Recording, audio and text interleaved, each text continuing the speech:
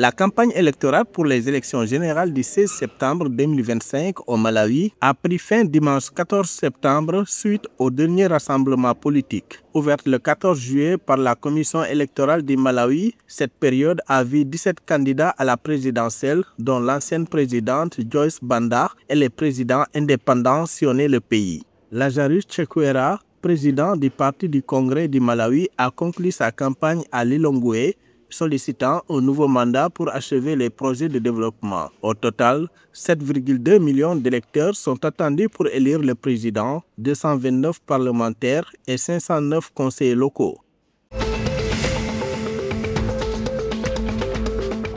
Le gouvernement sud-africain se félicite de la confirmation par Fitch des notes de sa dette à long terme à BB- avec des perspectives stables. Fitch souligne cependant des défis persistants tels qu'une faible croissance du PIB, des inégalités, un endettement élevé et une rigidité budgétaire. En réponse, l'exécutif poursuit sa phase 2 de l'opération Vulindlela, une initiative conjointe de la présidence et du Trésor national. Cette phase vise à accélérer les réformes structurelles pour stimuler la croissance et l'emploi, incluant de nouveaux domaines comme la transformation numérique. À moyen terme, le gouvernement prévoit d'investir plus de 1 000 milliards de rands dans les infrastructures, facilitant les investissements publics et privés dans des secteurs clés comme les transports, l'énergie et l'eau.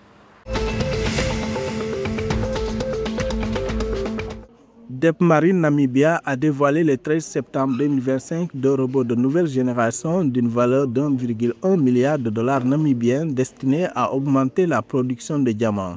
Ces engins sous-marins se déplacent sur le fond de l'océan pour collecter des diamants, les pompant ensuite vers le navire Benguela Gem pour traitement. Grâce à ces machines, l'entreprise prévoit une augmentation de 20% du taux d'extraction et une amélioration de 30% de la durée de vie des pompes. Selon l'entreprise, le déploiement de ces robots en mer prévu pour fin septembre devrait permettre de récupérer environ 80 000 diamants marins naturels par an.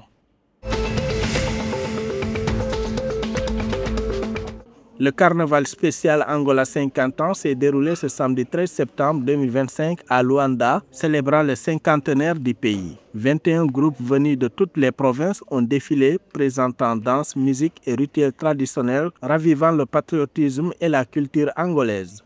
Selon les médias locaux, cet événement non compétitif a réuni plus de 3000 participants, mettant en valeur le patrimoine culturel immatériel et renforçant l'identité nationale. Le défilé ouvert par un groupe de Kwando et clôturé par des représentants de Luanda s'inscrit dans l'agenda culturel permanent de l'Angola. Sa résurgence en janvier 1978 sous l'impulsion du président Agostinho Neto marque son institutionnalisation en tant qu'expression forte de l'Angola.